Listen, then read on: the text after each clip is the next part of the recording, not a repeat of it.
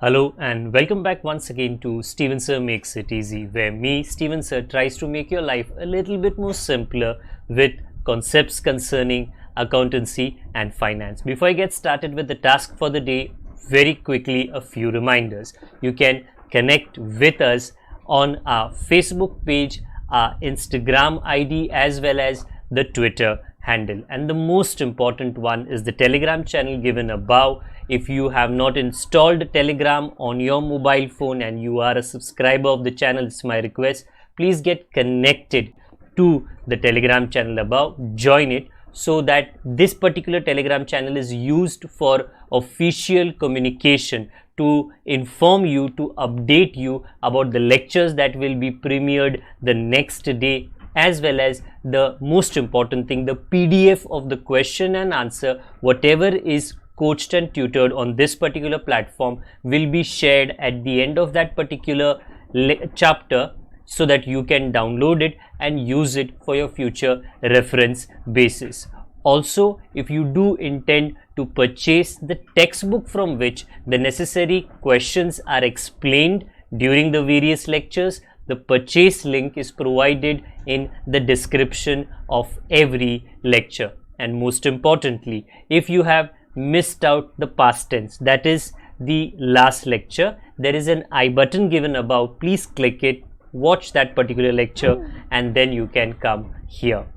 Very importantly, at the end is, if you have not subscribed to our YouTube channel, please do make that a task for the day and subscribe to our channel, and together with that also press the bell icon so that Mr. YouTube notifies you about lectures which are uploaded on this particular platform. That's as far as the reminders are concerned. Let me get started with today's lecture.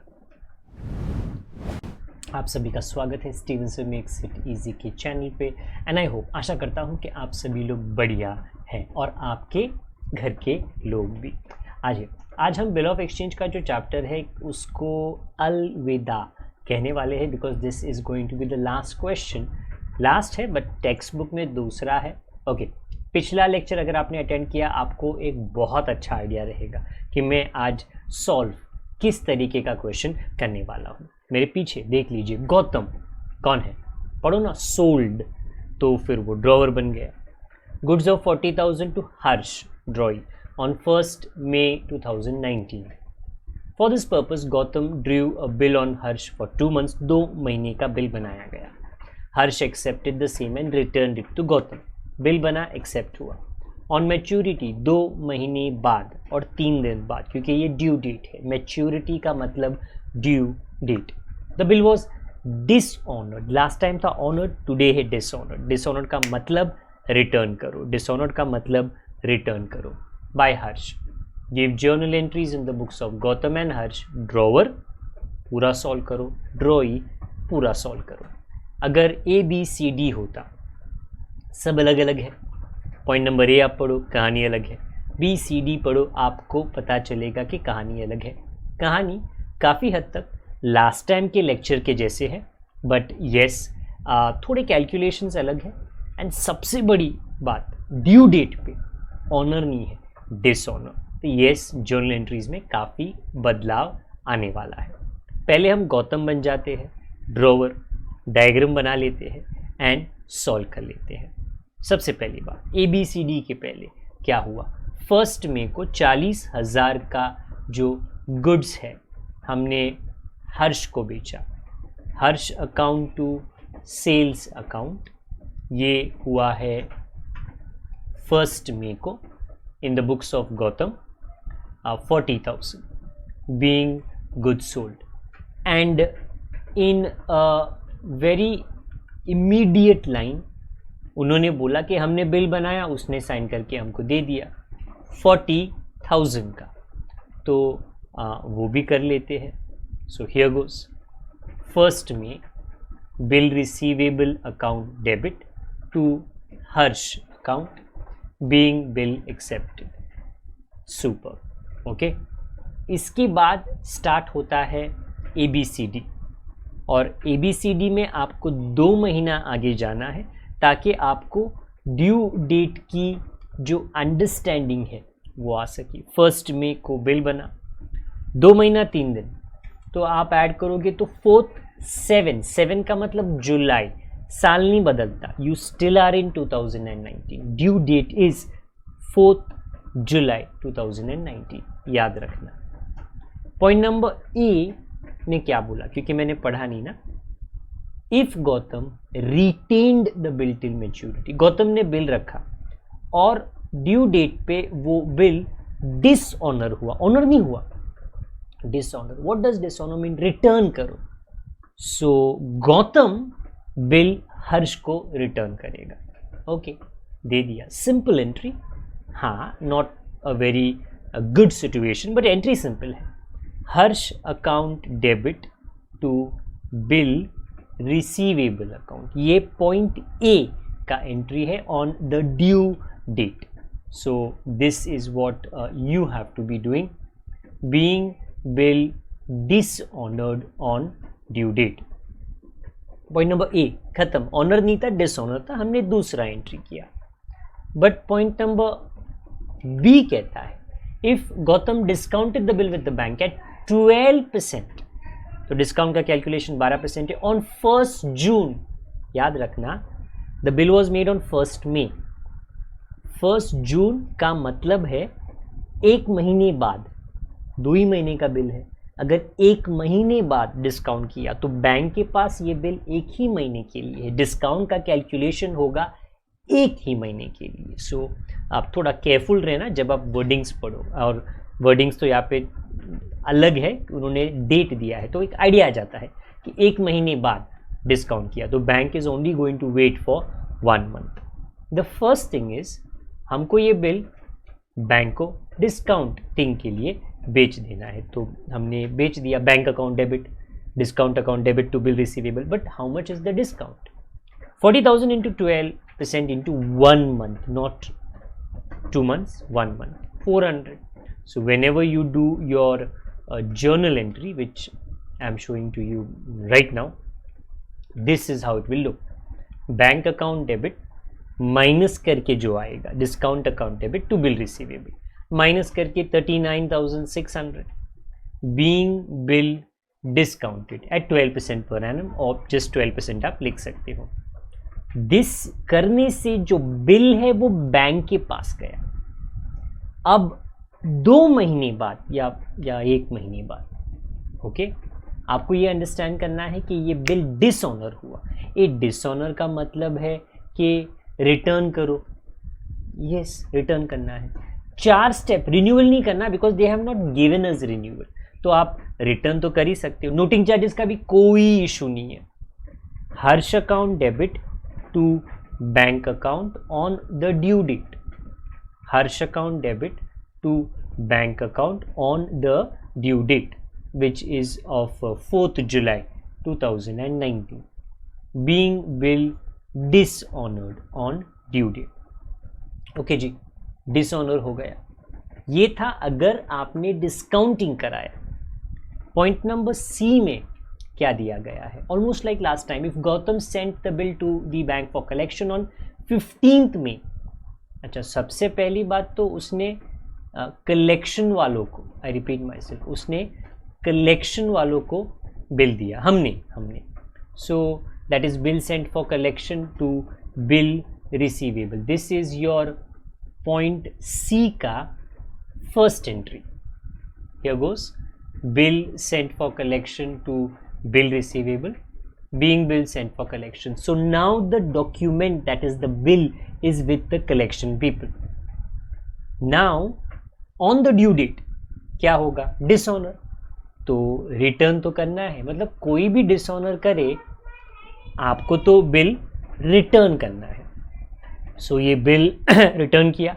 Harsh account debit to bill sent for collection, वो point number C का ही second part है।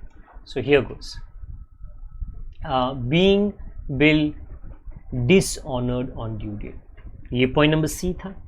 Okay, ये सारा कुछ हमने we have covered it up in different problems. The only thing is कि आज ये एक ही प्रॉब्लम में वो आपको सोचने पे मजबूर कर रहे हैं। 4 सिचुएशंस बिल के साथ ऑनर क्या होगा, 4 सिचुएशंस बिल के साथ डिसऑनर क्या होगा। और अभी है point number D, if Gautam endorsed the bill to his creditor Arnav. सबसे पहली बात तो आप गौतम को पहले एंडोर्स करने दीजिए, कर दिया जी, Arnav account to bill receivable, Arnav account to bill receivable. Entry simple है तो इतना आपको सोचने की ज़रूरत नहीं है। Being bill endorsed on the due date, again because in every situation the bill is dishonoured, तो the diagram shows me what, well this return कर दिया, Harsh account debit to Arnav account, Harsh account debit to Arnav account. Date is already done, so drawer हो drawee हो, the date will always remain the same. At the end yes, आपको एक grand total ढूंढना है, that's exactly what मेरे इस तरफ आने वाला है, विच इज़ 3,60,000। ये थी ये प्रॉब्लम की कहानी गौतम के नज़रिए से। ड्रॉवर, यही प्रॉब्लम, यही मूवी दोबारा हम प्ले करेंगे, बट अभी हम हर्ष बनकर इसको सॉल्व करेंगे। तो एक 2 पेज का जर्नल आपको दोबारा लगेगा।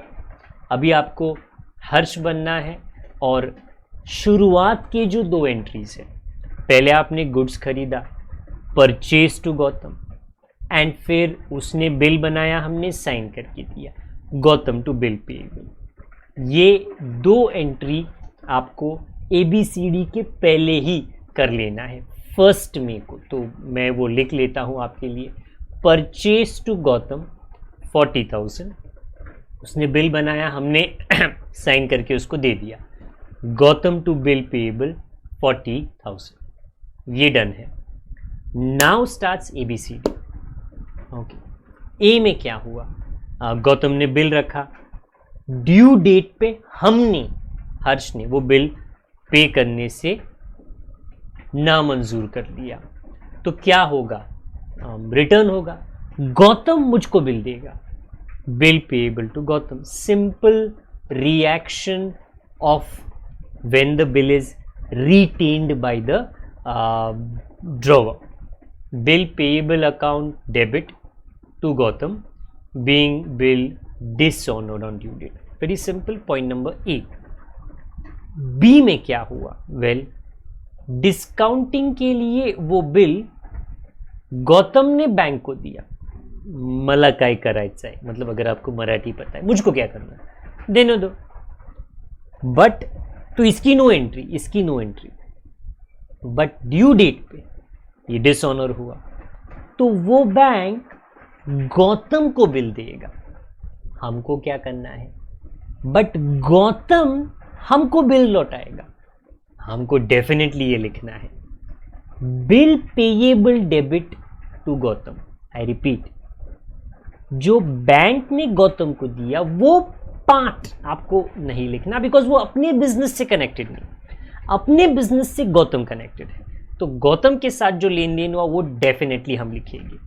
Therefore the entry for point number B, पहला तो नो एंट्री है, बट उसके बाद का जो है वो है bill payable debit to Gautam 40,000। Again textbook में क्योंकि ये एंट्री वही है, उन्होंने सिर्फ एक नोट दे दिया है, बट हम इसको अलग अलग समझ रहे हैं, आंसर वही आता है। ओके, पॉइंट नंबर बी बन गया। अब पॉइंट नंबर सी में क्या हुआ, अच्छा पहले तो मैं ढूंढ लूँ कि मैं कहाँ पर हूँ। अच्छा, तो हियर गोस,